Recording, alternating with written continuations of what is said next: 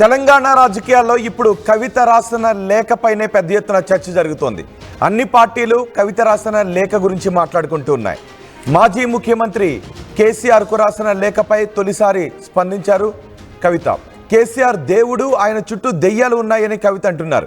నేను రాసిన లేఖ బయటకు రావడం దారుణమని కవిత అంటున్నారు.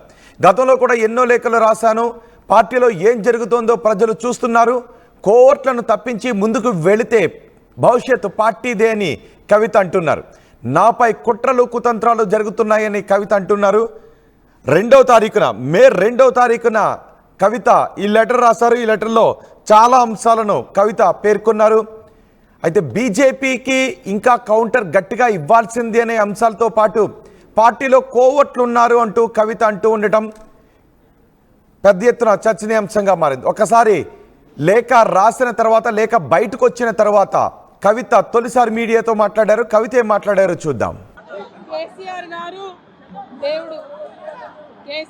దేవుడు, కానీ కేసీఆర్ గారి చుట్టూ కొన్ని దయ్యాలు ఉన్నాయి. వాళ్ళ వల్ల చాలా నష్టం జరుగుతున్నది.